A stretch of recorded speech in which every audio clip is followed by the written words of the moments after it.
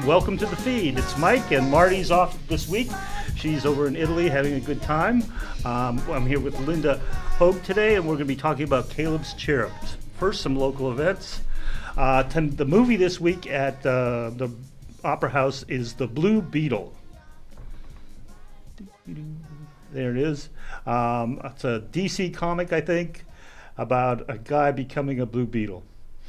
And then this week's classic movie is Charlotte's Web, and it's being sponsored by the Village Square Booksellers. Thanks to Pat and Alan. Okay, Linda, welcome. Morning. Thank you. Good morning. Good morning to you. Caleb's Cherubs. It's an interesting title, but it could be a book. It could. It could be very a book, well but could. It's not a book. It's an interesting not-for-profit that you've established Correct. to help people out. Right. And now, I think everyone knows that today teachers spend a lot of time and a lot of their own money equipping Yes. their kids. Right. And because of the specialized needs for education today. So how does Caleb's Cherubs come in? Caleb's Cherubs Educational Fund, which is the full name of the nonprofit, was an idea that came out of a vision I had about 40 years ago. But Really? it took me 40 years to figure out exactly what I wanted to do. And it was always about paying it forward. And just to give you a little background behind it, when my son was getting ready for school, I was a single mom at that point, and you hear that a lot of kids, it's expensive to get them that first day outfit or get their hair cut or get their book bag, their back to school requirements. And we ended up in a situation that we actually had another family help us out. I could not even afford his clothes. So they had me go to Kmart and lay away whatever we wanted for the first day, shoes included, took them the receipt, and they paid for the clothes. And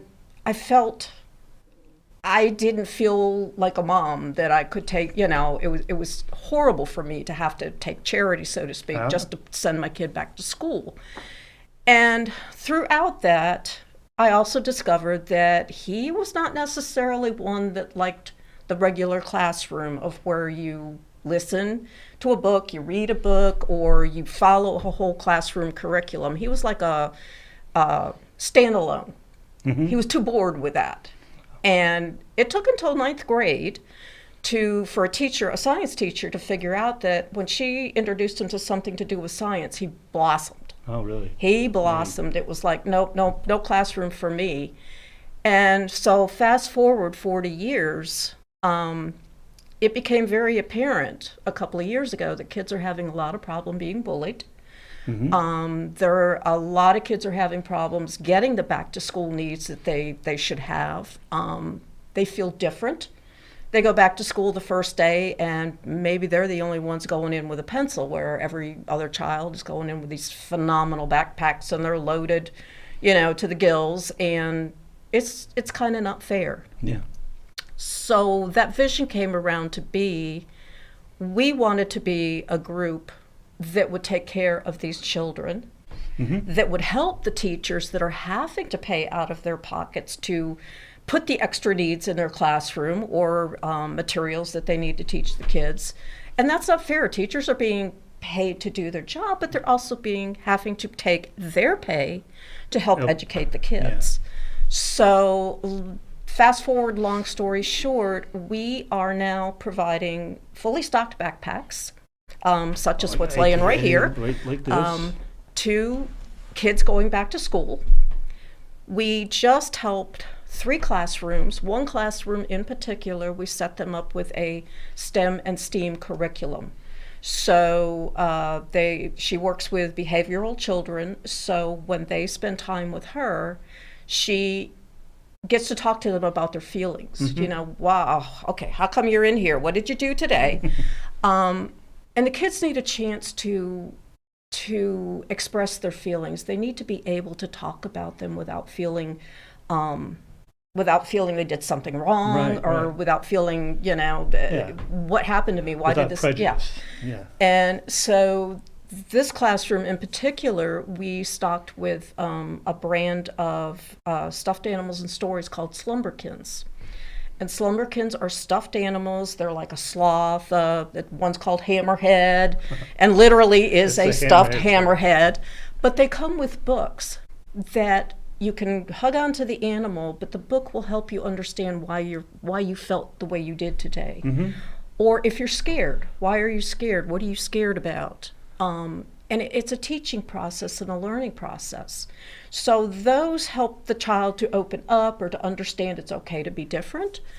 And then the other end of that is Legos. We fully support Legos, and I was absolutely thrilled. I've seen over the last week that Legos are now coming out with certain STEM and STEAM Lego sets, specifically for the classrooms or home teaching.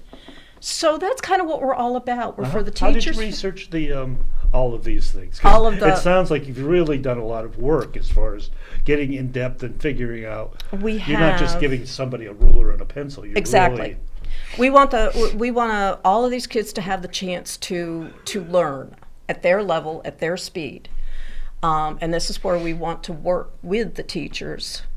We'd like to set up more STEM, STEAM curriculums going forward, to where the entire classroom is like that. So maybe there's a quiet area over here where if you're not able to, if you don't want to participate in reading or writing today, let's come on over here. You can pull out a book and read, or you can, let's play with this little Lego set or building blocks. Kids need the chance to use their fingers. And everybody all of a sudden is all about fidget strips and fidget toys, and I wish they'd have run when I was back in school, but it's not only fidget. They need to learn to do something with their fingers and their hands, not just fidget, but build something, create something, use your imagination, bring it to life. As an aside, my daughter is a structural engineer, and when she needs to decompress, she builds things with Legos. Yeah.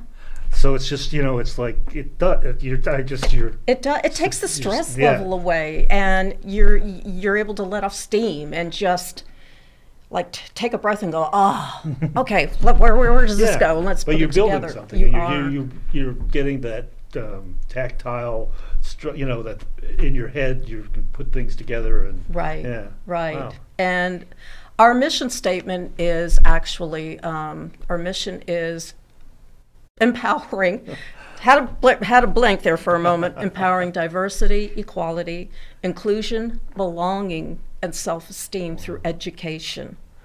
And the education to help them develop that is the important part. We believe, anyway. And you had asked about the research, how do we come about learning all these things? One of our board members is actually a kindergarten teacher. And she has demonstrated in her classroom that these various activities or diversions or quiet times have actually helped the kids. The kids come in on the first day and they're like, oh, vacation. No, I want to go back to vacation. I don't want to come to school. And so you're taking that like anxiety of coming back to school, but you're also taking the separation from the parent. It could be their kindergarten year and the first day they're away, and you're taking all that rolled into one ball and forming that ball by the end of the year into a future human being that could someday hopefully wants to learn. Hopefully wants to learn. And that's what we're here for. So would you say your emphasis is on like the younger kids, or are you spreading out, or? We are, right now we're starting on the younger kids. Yes, as we grow and our coffers grow, we do want to spread it out to every age, every child in school, kindergarten to senior, to graduation. Right now, we, since we're small and beginning, we decided to focus on the younger ones, the ones just starting school or just recently in school for a couple of years, so that we could build data, we could build history, and for the programs to show how they work, that what we're thinking really does work, so that we can use that information going forward to write grants. Good. Grants, I wrote 6 this past year. Well, you just I spent a lot of time. Yeah. My brain was on overload, but it taught me a lot. It really taught me a lot. Sure. And being new and having no history, and our balance statement at the end of the year was $1,000. How did it get there? Well, we had a couple people, fund us to get us off the ground. And so, without any history or anything, obviously those six applications were denied. But being able to measure a program, show how much cost goes into it to make this happen, and monitor the child from day one until the end, and see their difference in what of all these STEM and STEAM materials were involved. How did that help, or how didn't it? So that we can tweak it if we need to, or change up a little bit. So that's what we're wanting when we work with a classroom fully, like we're doing with this one in Brattleboro. She is going to measure the children, the progress, the whatever works, and we will have all that information at the end of the 24 school year, and be able to take that and put it into writing to help with some of these grants. Wow. And it will also help us going forward to provide more, provide less, provide different. So that's where we're going. So you use the term STEM and STEAM, and I don't know if everyone knows what that is about. STEM, they're abbreviations. STEM is science, technology, engineering, mathematics. STEAM is the same thing, but with arts included. So there's also a big problem with arts going on right now in schools. The art programs are not being funded well. Some of them are having to close, and I don't think that's right. If the child, arts could be band, choir, drawing, art class, dancing. Anything that has to do with arts is where that comes in. So you could even use Legos to some point with the STEAM, because you can create art. Yeah. But we want to support the kids that want to get out there in front of the camera, or in front of the high school, grade school, and dance or sing, or that's how they learn. And express themselves. In alternative ways. Absolutely. Do you think it's maybe standardized testing has caused that sort of, it drives people toward that and away from the arts? I do. Because they have to spend, they're being measured by the test. Exactly. So I think, or we think, they should be measured by their capabilities, by their talents, by their minds. I'm not saying the school curriculum is not correct. It absolutely is needed. They do need to learn history, and they do need to learn mathematics. But as far as standardized testing, case in point, all somebody had to say to me when I was in school was, "We're having a test tomorrow." Guaranteed I'd fail it. Really? Test was a 4-letter word, and it was not a good word because I would just freak out. And I knew the answers. I studied, and my mother pulled her hair out because I guess I wasn't studying enough. And I'm like, no, test is a bad word. Yeah, it's a very high anxiety, and a lot of people don't realize that. And when I finally started talking about it, it's like, oh yeah, I had the same problem too. Oh, I wish they would stop doing tests. So it's real. It's real, and children today still feel the same.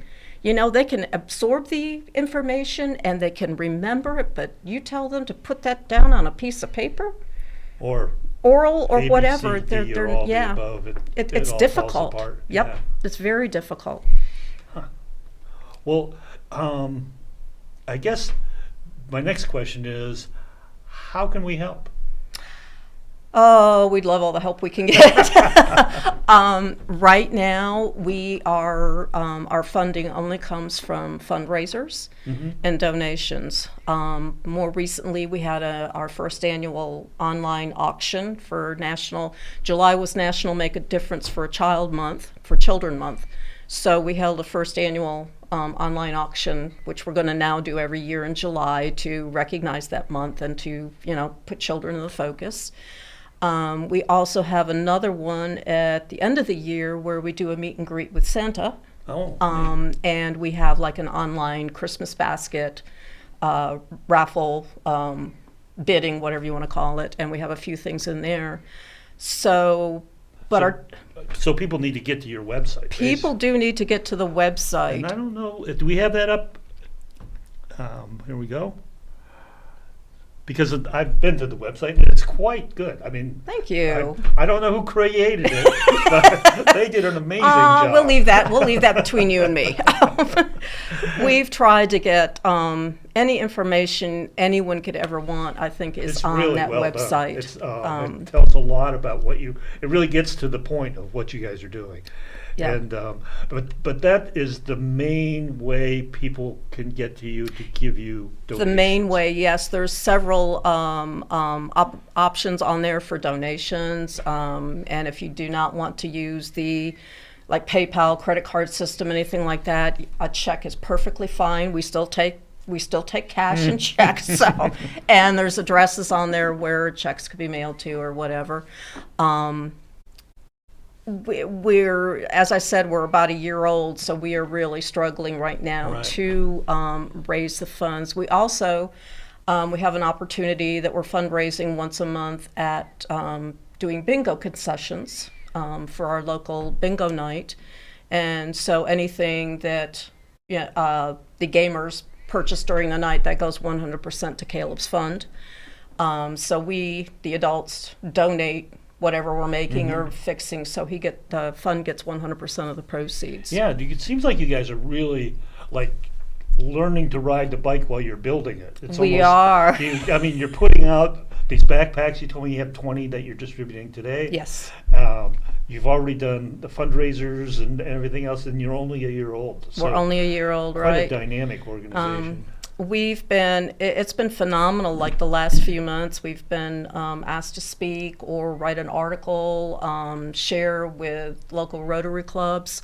And before that, we were just a name, and I could put it out on Facebook, I could put it on Caleb's page, I could put it on my page, and it was just like, if you're like me, you just get on, you look real quick, and you close Facebook. Yeah, so that's what we were kind of up against.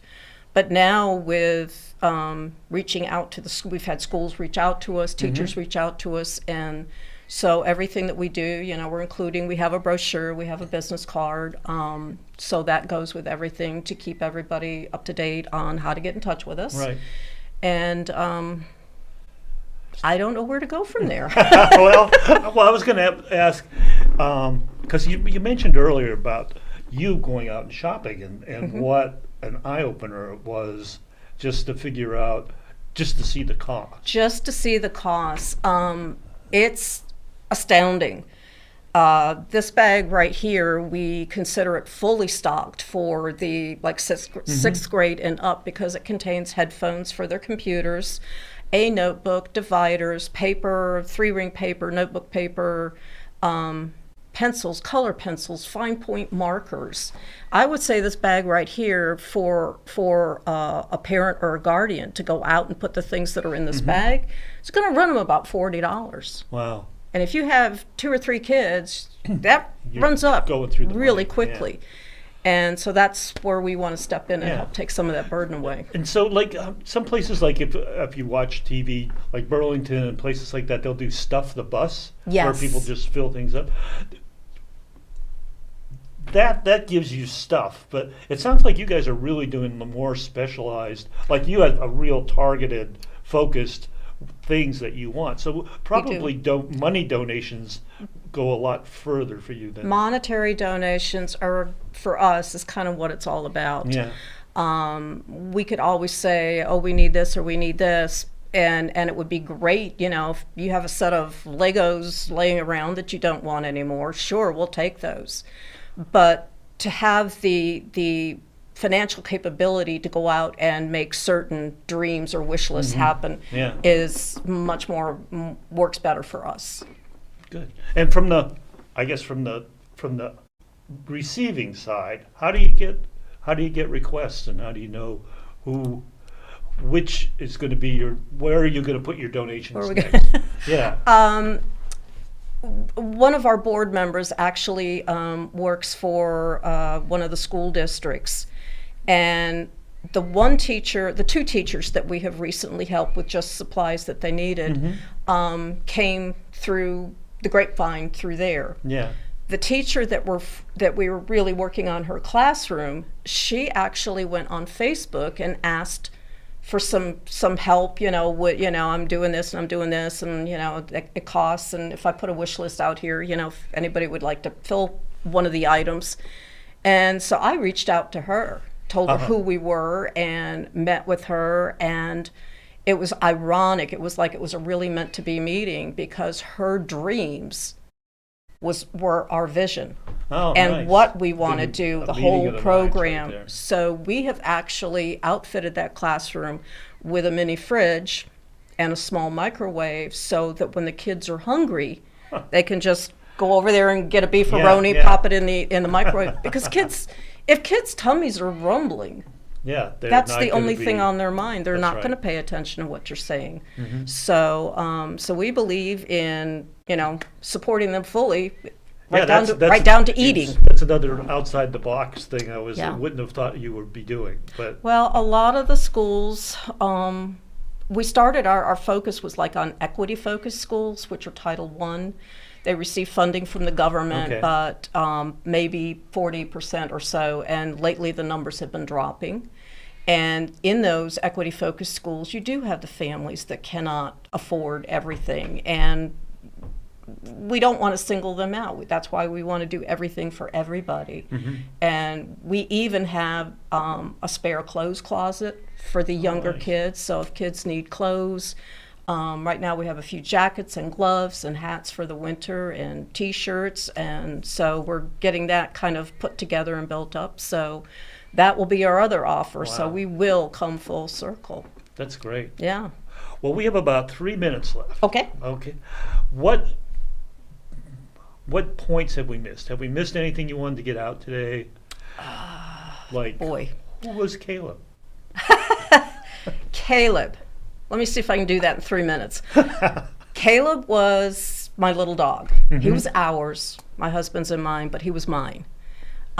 He wandered into the Humane Society the day that I was in there for a meeting, and he was about 3 months old, was found running across the Dummerston Covered Bridge, and it was pretty obvious that he was not meant to be.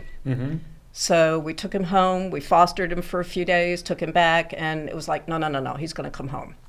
So he went with me every time I traveled somewhere. He was my co-pilot, my companion, my secret keeper, my best friend. And through him, he taught me patience. He taught me empathy. And he taught me to don't ever look at anything negative. Always find the positive in something. And that is why he became the dog under the tree. And the tree with the stars, he's looking up at the kids that he's been helping, and those kids are going on in life. Someday we hope to have a bazillion stars on that tree if it can hold them. But that's who Caleb was. Well, great. Well, thank you for coming today, and Absolutely. Wish you the best of luck. Remember to give to Caleb's Cherubs. Check out their website. It's fantastic. And thank you. Reach out to me. Thank you. Yes. And that's it for this week on The Feed. We'll see you, Bellows Falls and Keene. Local news, politics, business, sports, arts, music. My God,